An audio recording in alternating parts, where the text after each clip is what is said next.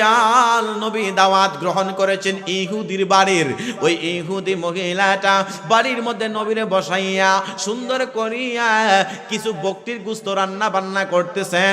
রান্না বান্না করিয়া নবীর সামনে যেই মাত্র এমন ভাবে খাবার তুইলা দিছে, নবীর সামনে খাবার তুলিয়া দেওয়ার পরে রে বন্ধু, এই খাবার যেই মাত্র আমার নবী নিয়া বইসা গেলেন, বসার মধ্য দিয়া আমার নবী যেই মাত্র বসলেন, আমার আল্লাহ আমার নবীরে জানায়া দিলেন, ইয়া রাসূলুল্লাহ, ইয়া হাবিবাল্লাহ, এই খাবার খাবেন না।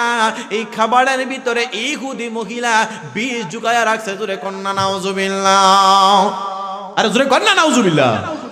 আমার নবী রহমাতুল লিল আলামিন, ওই নবীজি রহমাতুল লিল আলামিন নবীজির সামনে যে খাবারটা আনা হয়েছে, এই খাবারের মধ্যে বিষ জুগায় রাখছে গোশতের ভিতরে। এ বন্ধুরে, গভীর মনোযোগ দিয়ে শুনবেন। ওই নবীর সম্মান আল্লাহ কোরআনে ডাক দিয়ে বলেন, ওয়া রাফা'না লাকা যিকরাক। আমার নবীর সম্মান আল্লাহ বুলন্দ করে দিয়েছেন, বাড়াইয়া দিয়েছেন। কতটুকুন বাড়াইছেন? আল্লাহ ডাক দিয়া বলেন, আমি আল্লাহ পাক রব্বুল আলামিন যত জায়গায় রব্বুল আলামিন, তত জায়গায় আমার পয়গম্বর কইল রহমাতুল লিল আলামিন। জোরে কন্না সুবহানাল্লাহ। এ মুসলমান বাবা ভাইয়েরা, গভীর মনোযোগ দিয়া শুনবেন। আল্লাহর নবী রহমাতুল লিল আলামিন নবীজি মদিনা থেকে মক্কার দিকে একটা জায়গা দিয়া রওনা করলেন। আল্লামা জালালউদ্দিন সুয়ুতি রহমাতুল্লাহি আলাইহি তিনি তিনার কাসাইসুল কুবরা কিতাবের মধ্যে চমৎকার ভাষায় উল্লেখ করেন, দয়াল নবী রহমাতুল লিল আলামিন ওই নবী মদিনা থেকে একটা রাস্তা দিয়ে যেই মাত্র রওনা করলেন, আমার নবীজির একজন ইহুদি, ওই ইহুদি মহিলাটা নবীজির দুশমনি করত। অনেক সময় নবীজির শানে মানে দুশমনি করত। ইহুদির পরিবারের মধ্যে অনেক সময় মনে মনে কয়, হায় হায় হায়, মুহাম্মদ নামক একজন পাগল আছে। জোরে কন্না নাউজুবিল্লাহ। আমার নবীরে পাগল বলে রে, আমার নবীরে জাদুকর বলে নাউজুবিল্লাহ। আল্লাহ নবীজির ওই দুশমন মহিলাটা, একটা ইহুদি মহিলা নিয়ত করলো, হায় হায় হায়, আরবের মধ্যে আমাদের বাপ দাদার ধর্ম সুনকালি লাগাইয়া মুহাম্মদ তার ধর্ম প্রচার করে তাকে মারার জন্য অনেক ধরনের ফায়দা করতেছে। কিন্তু আরবের ইহুদি মহিলারা, এই কাফের বেঈমানেরা, আবু জেহেল উতবা সাহেবারা আমার নবীরে মুহাম্মদ বইলা ডাক দেয়। আমার আল্লাহ আমার নবীরে এই নামে ডাক দেয় না। আমার নবী একজন কম্বল মুবারক দিয়া নবীজি এমন ভাবে বসা ছিলেন, আল্লাহ কোরআনের আয়াত নাযিল করেছেন, ইয়া আইয়ুহাল মুজাম্মিল, হে কম্বলওয়ালা নবী। আরো জোরে কন্না সুবহানাল্লাহ। আল্লাহ আয়াত নাযিল করেছেন বন্ধুর প্রেমে, ইয়াসিন।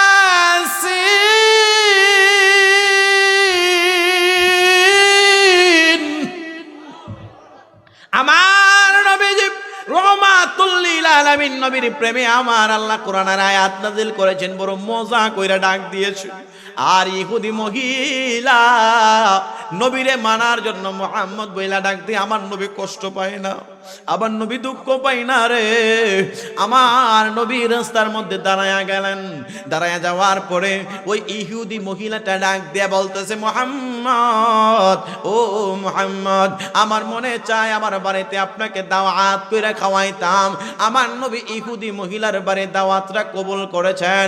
বন্ধুরে আমার, ফখরুল ইসলাম হুজুর কেবলা মাচিহাতা দরবার শরীফের মুর্শিদ কেবলা এলাকার মধ্যে যত জায়গার মধ্যে আসে, তিনার কোনো মুরিদান গরিব হোক ধনী হোক, তিনি দাওয়াত গ্রহণ করে কি করে না?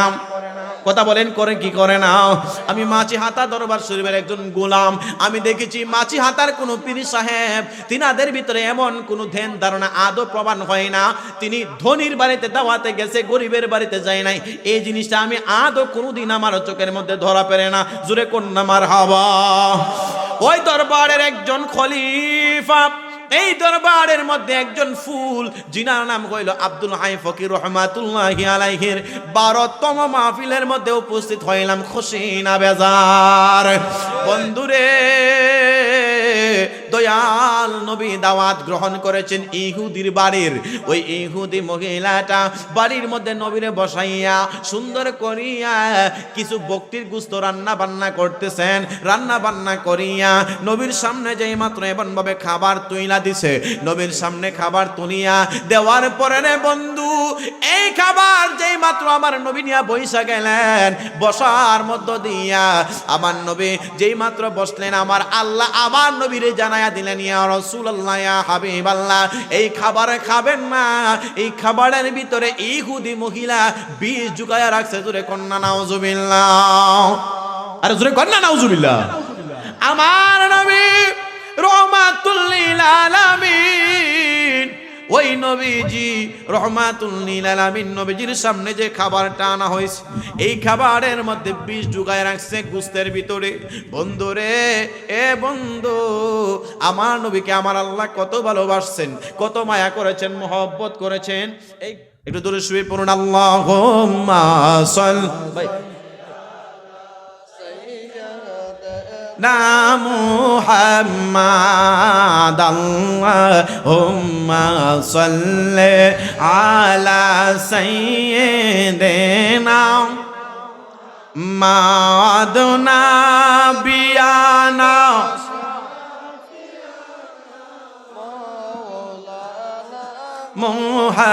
মুহাম্মাদ, আল্লাহুম্মা সাল্লি আলা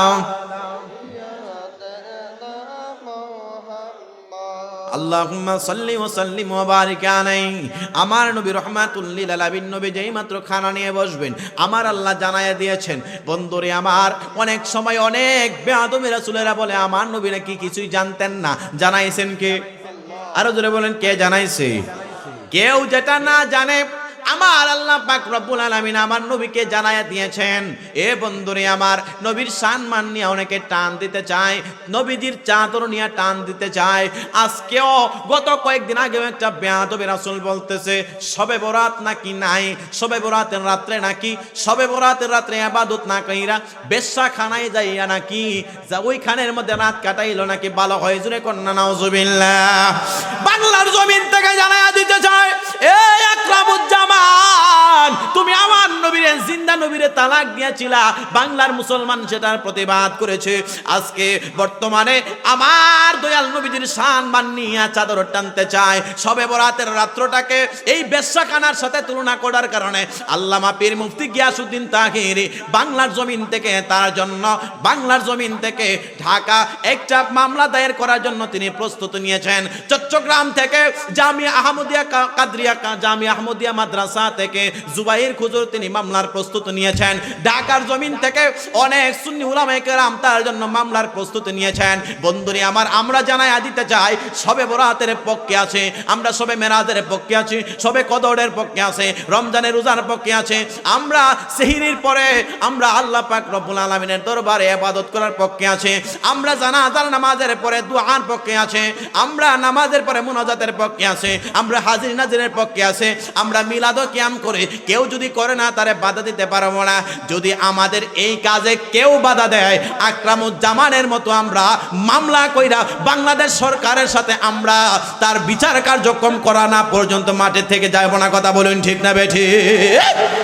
যদি কোন ব্যক্তি মিলাদ ও কিয়ামের শানে বেয়াদবি করে, এটাকে ছাড় দেওয়ার সময় নাই। কথা বলুন ঠিক কিনা বেঠি? মিলাদ কিয়াম কেউ পড়ে না, তারে বাধা দেওয়া যাবে না। আপনি পড়েন না, আপনার সেটা দরকার নাই, কিন্তু আমরা নিজের জীবন থাকতে নবীজির সম্মান চুল পরিমাণ ক্ষতি হবে সেটা আমরা বরদাস্ত করতে পারবো না। কথা বলেন ঠিক না বেঠি? কেউ যদি জিকির করে না তার সমস্যা নাই, সে জিকির করে না। কেউ যদি নবীজির দাঁড়াইয়া সালাম দেয় না, এটা তার সমস্যা। কিন্তু কেউ যদি পড়ে নবীজির মিলাদ ও কিয়ামরে যদি কেউ বেদাতি বলে ফতোয়া দেয়, আমরাও জানায়া দিতে চাই টঙ্গীর ইস্তেমা যেই দলিলে জায়েজ, ঈদে মিলাদুন নবী সেই দলিলে জায়েজ। কথা বলেন ঠিক কিনা বেটি? কষ্ট পাইছেন আপনারা? যারা বলেন কষ্ট পাইছেন? ওয়ালির শানে বেয়াদবি করতে চায়, আমরাও জানাই দিতে চাই ওয়ালির শান মান, নবীর শান ইজমত যদি কেউ ব্যাঘাত সৃষ্টি করে, আমরা দায়িত্বহীন কণ্ঠে তার প্রতিবাদ করব। কথা বলেন ঠিক কিনা বেটি? মুসলমান বাবা ভাইয়েরা, আমার নবীজির সামনে গুস্ত আনছে, আমার নবীও আল্লাহ পাক রব্বুল আলামিন জানাইছে, গুস্তর পক্ষ থেকেও জানাই দিতেছে, এ নবী রাহমাতুল লিল আলামিন নবীজি এই খাবারে হাত দিবেন না, এটার মধ্যে বিষ ঢুকায় রাখছে, আমার আল্লাহ নবীরে জানাইয়া দিয়েছে। বলনা সুবহানাল্লাহ, আর জোরে কন্না সুবহানাল্লাহ। আমার নবী দু জাহানের বাদশা নবীজি, ওই নবীরে গাছে সালাম দেয়, মাছে সালাম দেয় ওই নবীকে।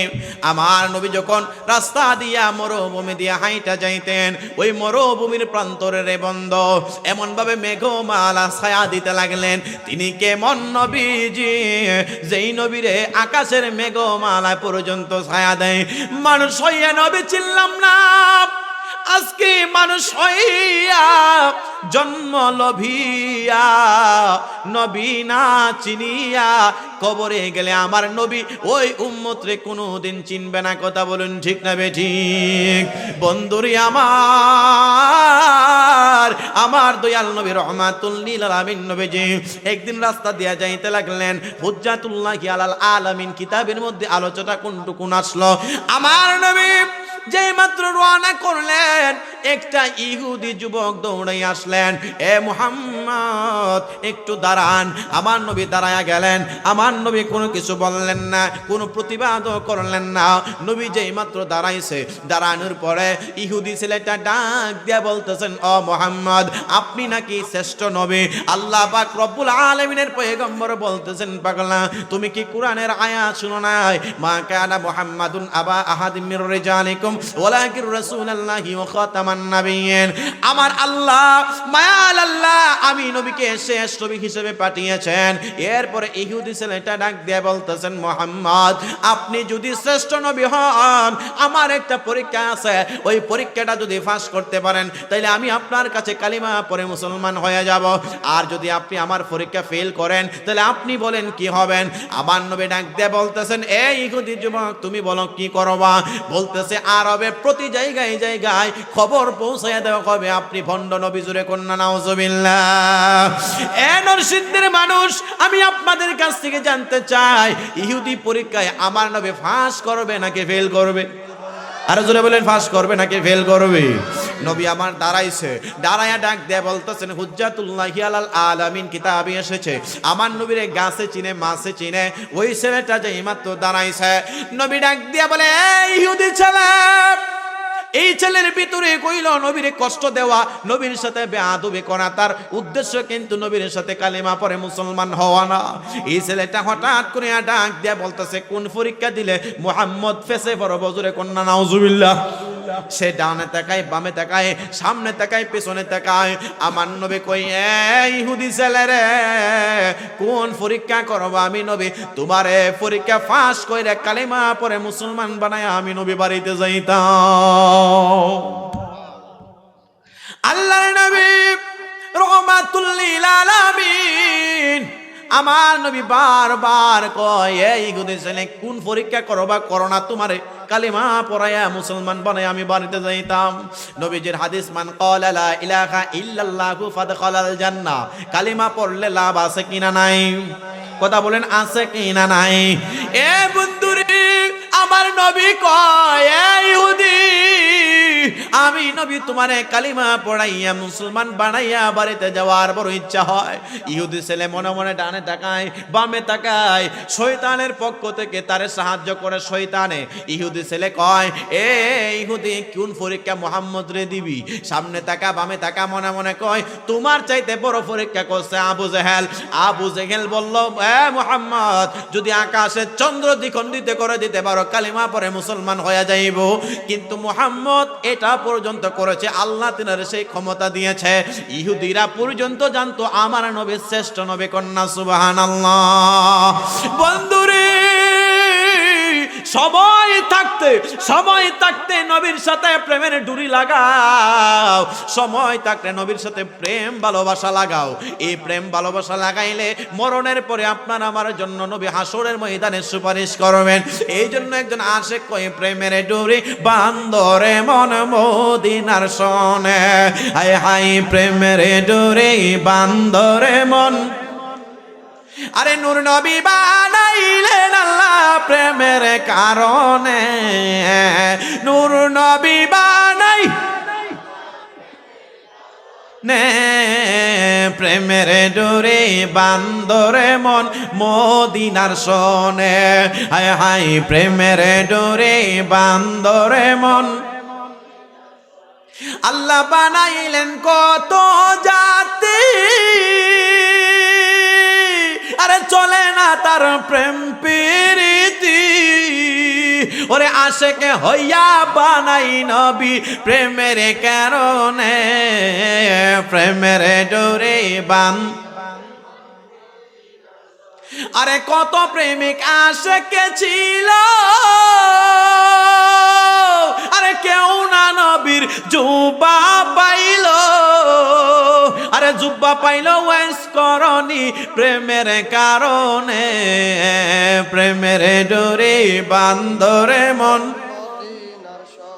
বন্ধুরে আমার 5 মিনিট সময় আমার আর হায়াতের মধ্যে আছে। হায় হায় হায়, হঠাৎ করে দয়াল নবী রহমাতুল লিল আলামিন নবীর সামনে ইহুদি ছেলেটা কয়, সামনে একটা 100 হাত দূরে একটা খেজুর গাছ আছে, এই খেজুর গাছটা যদি আপনি নবী শ্রেষ্ঠ নবী হন, আপনার সাথে স্লোগান দেন, নারায়ে তাকবীর, নারায়ে রিসালাত, নারায়ে গাউসিয়া। হযরত মাওলানা মুফতি সিরাজুল ইসলাম কুদরতি হুজুরের আগমন, এই মাহফিলের পক্ষ থেকে নারায়ে তাকবীর। সকলে আওয়াজ দিও কোকা মারহাবা, আর জোরে কোকা মারহাবা। খুশি না বেজার? আর জোরে কোন না খুশি না বেজার? আল্লাহ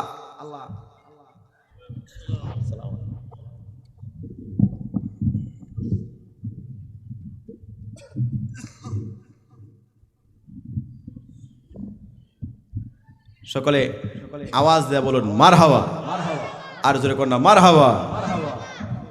আমি নিজে দোয়া করতাম, আমি নিজে আমার ভাইজানের গজলের ভক্ত, মারবা হইতাই না রে বাবা। এমন একটা বাঁশি দিছে, আমি নারায়ণগঞ্জে একটা মাহফিলে বলেছিলাম, আল্লাহ যদি অন্তত পক্ষে 10 বছর আমার ভাইজানের হায়াত বাড়াইয়া দেয়, বাংলাদেশে ওয়াহাবিরা এই বাঁশির প্রেমে অন্তত পক্ষে এই বাঁশির সুরে পাগল হয়ে যাইব। সুবহানাল্লাহ কইতাই না রে বাবা। আমার ভাইজানে মোটামুটি মাছিহাতার কয়েকটা বড় প্রোগ্রামে অ্যাটেন্ড ছিল, আলহামদুলিল্লাহ বলেন না। তো যাই হোক, আমি আমার কথাটা একটু অগোছালো আছে, আমি একটু শেষ করে দিচ্ছি। নবীজির সামনে ইহুদি ছেলেটার 100 হাত দূরে একটা খেজুর গাছ, জোরে বলেন কত হাত? জোরে বলেন কত হাত? 100 হাত। তো ইহুদির পক্ষে আছে শয়তান, আর আমার নবীর পক্ষে আছে আমার আল্লাহ। নবীরে জানাইছে, বন্ধু হাবিব, ইহুদি যতই চক্রান্ত করুক না কেন, আপনি নবীর সাথে আমি আল্লাহই যথেষ্ট আছি। আল্লাহর নবী রহমাতুল লিল আলামিন, হুজ্জাতুল্লাহি আলাল আলামিন কিতাবের মধ্যে রয়েছে, ওই ইহুদি ছেলে 100 হাত দূরের মধ্যে একটা খেজুর গাছ আছে। এই ইহুদি কয়, ও আল্লাহর পয়গম্বর, আপনি যদি শ্রেষ্ঠ নবী হন, যদি এই গাছটা আপনার সাথে লাফায়া লাফায়া আইসা তার শিকলটা জমিনের মধ্যে রাইখা লুদ্রা আপনার কাছে আসবে, গভীর মনোযোগ দিয়া শুনবেন, গাছটা খেজুর গাছ, তার লুদ্রা লইয়া তার জমিনের মধ্যে শিকড় গুলা রাইখা লাফায়া লাফায়া আপনার কাছে আসবে, মানুষের মতো গাছে কথাবার্তা বলবে, বইলা আপনারে সালাম দেবে, দেওয়ার পরে যদি আবার গাছ আবার ওই জায়গার মধ্যে শিকড়ের সাথে তার দেহটা লেগে যেতে পারে, তাইলে আমি আপনার কাছে কালিমা পড়ে মুসলমান হব। তার উদ্দেশ্য ছিল নবীর কাছে এই ক্ষমতা নাই, তার উদ্দেশ্য ছিল নবীর কাছে এই ক্ষমতা নাই। আমার নবী রহমাতুল লিল আলামিন নবীকে আমার আল্লাহ জানাইলেন, বন্ধু আপনি হাবিবের জন্য কবুল হয়ে গেছে। সময় সংকীর্ণ, এই ইহুদি ছেলেরা আমার নবী কয়, বাবা তুমি গাছের কাছে যাইয়া বলো, তিনি যদি শ্রেষ্ঠ নবী হয়, তাইলে তোমার লুদ্রা জমিনে রাখবা, তোমার দেহটা লইয়া তুমি এইখানে নবীর কাছে যাইয়া সালাম দিবা, সালাম দিয়া আবার গাছে যদি লাগাইয়া যাইতে পারো, আমি তিনার কাছে কালিমা পরে মুসলমান হব।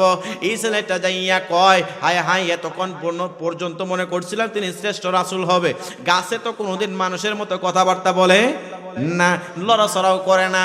কিন্তু আমার নবী কই বাপ, আরে যাস না, যেই মাত্র গাছের কাছে গেছে, যাই কই গাছ, তিনি যদি শ্রেষ্ঠ নবী হয় তাইলে তোমার দেহটা জমিনের মধ্যে এমন ভাবে লাফাইয়া লাফাইয়া তিনার কাছে যাইবা, কথাবার্তা বলবা, আবার আসবা, তাইলে কালিমা পড়ব। আমার নবীর কথাটা বলতে দেরি কইল, গাছে আল্লাহর কাছে কই, আল্লাহ আমি গাছ হইয়া জন্মাইছি তাতে দুঃখ নাই, আজকে নবীর সাথে কথাবার্তা বলার জন্য আমার জবানটা খুইলা দাও। আমার আল্লাহ জানাইলেন, যা যা যা, তোমার জবান খুলে দিলাম। যেই মাত্র গাছটা একটা নাড়াচাড়া দিয়া উঠছে, আর ইহুদি ছেলে গাছের নাড়াচাড়া দেখিয়া জমিনের মধ্যে বেহুশ হইয়া পড়ে গেল। আমার নবী দৌড়াইয়া গেলেন, এই ইহুদি, তুমি কি আমি নবীর পরীক্ষা করবা না? আমার নবী তারে জড়াইয়া ধরলেন। আমার নবীর কাছে আইসা গাছে মানুষের মতো আমার নবীর সালাম দিয়েছেন। আমার নবীর সালাম দিয়া ওই নবীর সাথে কথাবার্তা বলিয়া আবার গাছ 100 হাত দূরে তার শিকলের কাছে এমন ভাবে লেগে গেল। লেগে যাওয়ার পরে ইহুদি ছেলেটা দৌড়াইয়া গেছে, যাইয়া তাকাইয়া দেখে গাছের সাথে লুদরা এমন ভাবে লাগা গেছে।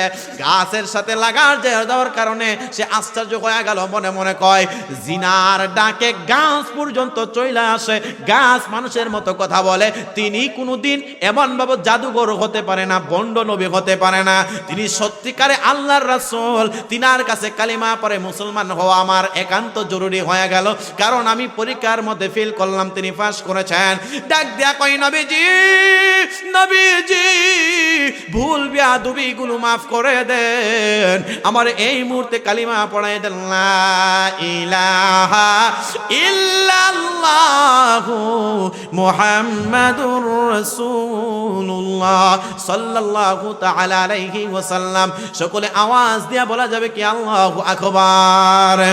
যে ফুল যুগ যুগান্তরে খুশবু ছড়ায়, এঁকেছি সে ফুল মুরা, এঁকেছি সে ফুল মুরা মনেরই কাবায়।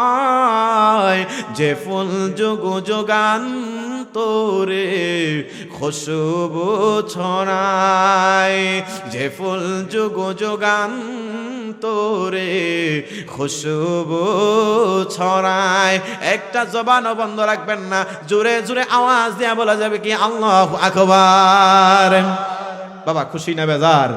আর জোরে বলেন, খুশি না বেজার? যাই হোক, আমি আমার অসমাপ্ত আলোচনা এখানে সমাপ্ত করছি। আরেকজন তো দুয়ার জন্য বায়না করছে, ভাইয়ের আমার দুয়াটা হুজুর করলে ভালো হইব। কই চাচা কই? আল্লাহুম্মা আমিন। ربنا ظلمنا أنفسنا وإن لم تغفر لنا وترحمنا لنكونن من الخاسرين اللهم رب ارحمهما كما ربياني صغيرا رب العالمين الله الله হযরত মাওলানা আব্দুল হাই ফকির রহমাতুল্লাহি আলাইহির মাজার প্রাঙ্গণে আজকের উরুস মাহফিলকে তুমি কবুল আর মঞ্জুর করে নাও রব্বুল আলামিন। এক মহব্বতী আমার বাবা জান তিনি দোয়া চেয়েছেন।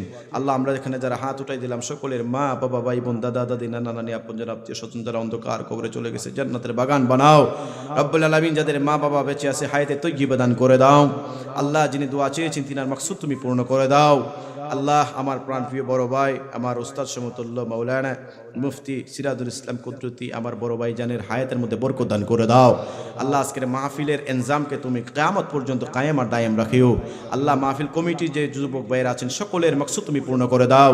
সুবহানা রাব্বিকা রাব্বিল ইজ্জাতি আম্মা ইয়াসিফুন ওয়া সালামুন আলাল মুরসালিন বিহাক্কি লা ইলাহা ইল্লাল্লাহু মুহাম্মাদুর রাসূলুল্লাহ। আমার ভাইজানের কাছে আমি বাকি প্রশ্নটা রেখে দিলাম। কমিটির পক্ষ থেকে একটু বলা হয়েছে এই ব্যাপারে বলার জন্য। আমার ভাইজানে একটু ভাই শেষের দিকটা একটু টাচ করে যাবেন এই বলে আমি আমার সকল আলোচনা এখানে সমাপ্ত করলাম। কথাবার্তা ভুল বেয়াদবি হলে ক্ষমার দৃষ্টিতে দেখবেন। আসসালামু আলাইকুম ওয়া রাহমাতুল্লাহ।